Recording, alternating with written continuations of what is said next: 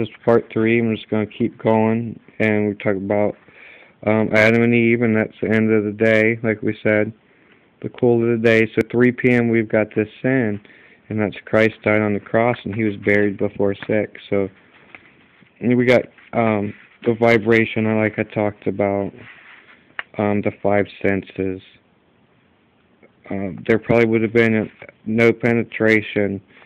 It went to Adam, got him, and took Eve back, like I said. Okay, now he gave permission, so that was saying it was okay. And then here we go, and permission's given. So God told Adam, he was around long before, and he said, "Hey, you're not supposed to be messing with the tree of life there, and playing with the angelics," but they did. So you got to remember about DNA, you guys. And God told us angels eat, just like he rained the manna in the desert.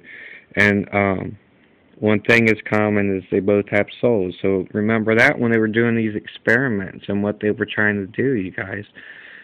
And some magic, like, is for humans. So some magic they were doing would be for angels only. Some magic is for half and half. Some magic for every mix of different mix of flesh to angelic ratio, if you want to say. Okay, so that's doing. The people are doing a lot of waste magic and doing all this earthly things in chemistry, you guys. But all you have to do is talk to God, and you skip all that. You light up all your chakras, whatever you want to call them, and it's all done at once by giving praise to the Lord God of Israel, saying, "God, hey, I know that Jesus came, and you guys get all these things, so you don't have to do anything for it, because Christ said it's free. There's nothing that you can do for it." Okay, and we got pure DNA, human DNA, and the half and half, like I said. And that's one other thing. And like God said, if you want to believe a lie, and he'll supply strong delusions, okay? I do tell everybody the truth, and I wish that none should perish. In Giant's bones, they got the mark of Cain that was talked about.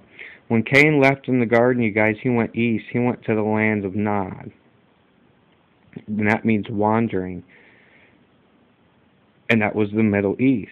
And like we read about for this punishment, and these bones look like this, you guys. They're like stronger. And I'll come back to this. And that was the thorns. And like how our bones is a normal break like that. You know what I mean? If it's a clean break or whatever. And we got the little holes in our bones, but these have this. They're stronger. Only their heads are weaker. And they have the giant skulls, you guys. They have a star shape in the side of their head and the thickness. Just like David and Goliath. When he got Goliath, it was because the bone was weaker. But you can sling a rock pretty fast in them slings, if you guys have ever seen someone do that. Well, back to the garden, we'll have to see what the punishment was. Okay. And this is in Genesis, you guys. And God comes, and we'll go to where he's addressing them. And God said, this is Genesis 3:11. And God said, "Who told thee that thou was naked, and hast eaten of the tree? Hast thou eaten of the tree, wherefore I commanded thee that thou shouldest not eat?" And Paul listened it, and that means there's more than going on than what's being told. And the man said, "The woman whom thou gave me with me, that to be with me, she gave me of the tree, and I did eat." See how they're passing the blame? And the Lord God said unto the woman, "What is that thou hast done?" And the woman said, "The serpent beguiled me," and that's wholly seduced, "and I did eat." And the Lord said unto the serpent, and see, Satan's addressed as the serpent because it's in waters, and the waters are the peoples. And this is what he did. See, now he's broken the covenant between God and flesh and the angels. He's already got kicked out of the habitation, and he was dwelling in his punishment. And then now he violated the bloodline of Christ. And not to mention that he's trying to pollute and kill off all of the other ethnic races of the six-day race. And then the people were actually trying to kill themselves off, because if they threw the balance off, that stopped souls coming down from heaven, you guys. That stopped each of the families of souls being placed in there. And in doing that, that would pardon that would pardon the fallen angels, and that would end this earth age, pardoning everybody of their sins, and having God start it over. But see, he would still sit in his punishment. So even if Satan starts this world over, or was able to do that, and God's protected our races, you guys, to where it can't be done. After Christ was on the cross, you can't cause genocide to the races no more. So that point and that fear is over with. Here we go. And the Lord God said to the serpent, because thou hast done this, thou art cursed above all cattle. And that can mean beasts, and of all creation. And upon the belly shalt thou go, and the dust shalt thou eat all the days of thy life. And because he got permission, see, this baby has to be born, and it's not born yet, so we don't know it's going to come out first. But Satan was the one that was in before Adam, so that in a way, see, it makes it worse what happened, because the permission and stuff was given, and Satan was the one showing him how to do that. So of course he's going to be the instructor, so to speak, if you understand what I mean. And I will put enmity between thee and the woman, and between thy seed and her seed. It shall bruise thy head, and thou shalt bruise his heel. And this is Satan, and he'll be destroyed at the end, you guys, right on his head. God's going to destroy him, and you don't want to be part of it. Not here playing around with all these false gods and spirits.